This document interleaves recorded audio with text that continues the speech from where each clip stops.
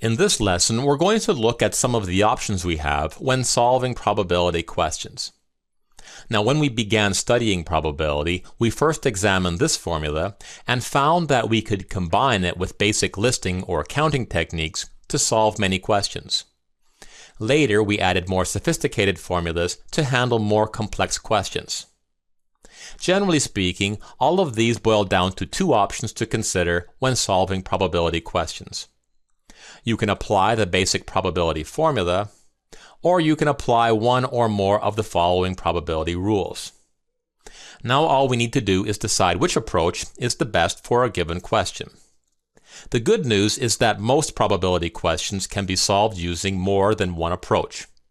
The bad news is that some approaches can take a lot of time to apply. So whenever you encounter a probability question, you should be aware of the options you have and choose that which is the fastest. In choosing the fastest approach, you should know the strengths and limitations of each option. We'll examine that here.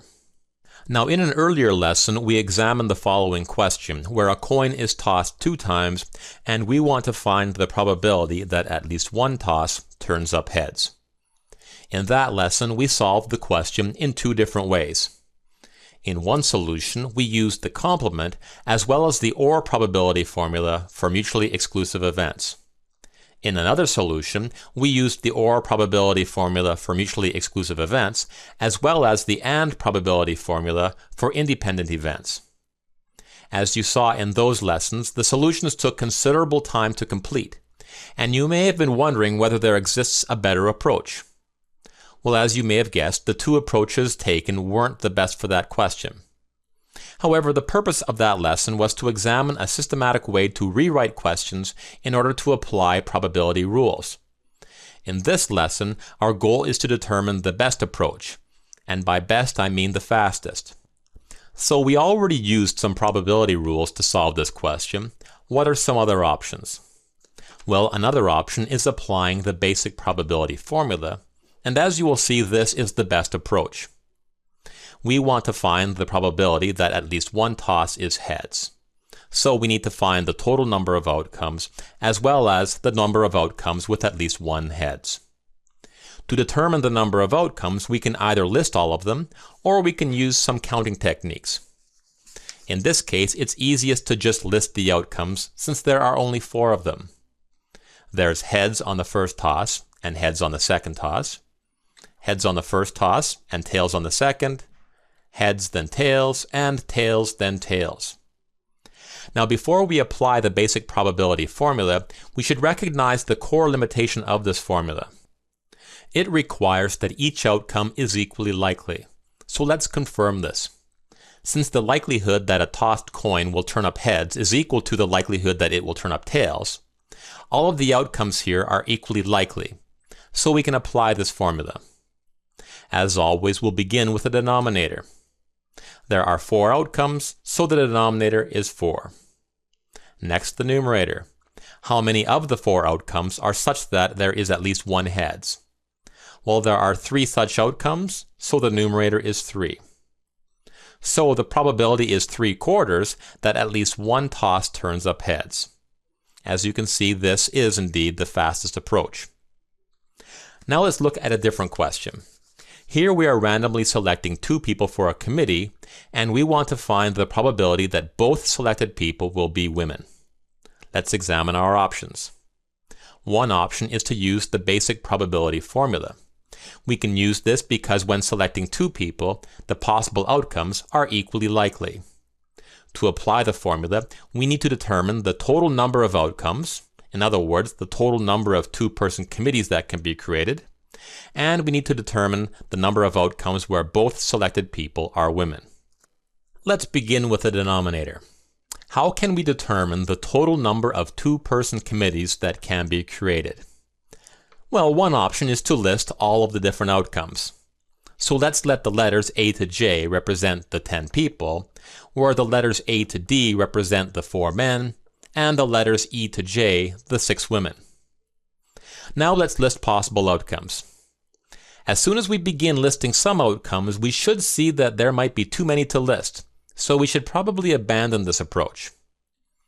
Another way that we can determine the total number of outcomes is to use counting techniques. Here we have 10 people, and we want to choose 2 of them to be on a committee. Since the order of the 2 selected people does not matter, this is a combination question. So we can select 2 people from 10 people in 10 choose 2 ways. Now the numerator. How many of the outcomes consist of 2 women? In other words, how many different 2-person committees can be created with 2 women? Well, there are 6 women, and we want to choose 2 of them to be on a committee. Once again, the order of the 2 selected women doesn't matter, so this is a combination question.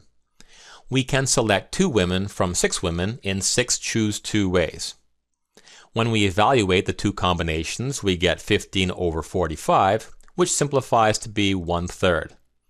So the probability is 1/3 that the 2 selected people will both be women. Now in this instance, we used the basic probability formula and some counting techniques to solve the question. Are there any other approaches we could have taken? What about using one or more of the probability formulas? Let's see. We want to know the probability that both selected people will be women. So what must occur in order for both selected people to be women? Well, for this to happen, the first selected person must be a woman, and the second selected person must be a woman. Here we have an AND probability, so let's determine whether the 2 events are independent.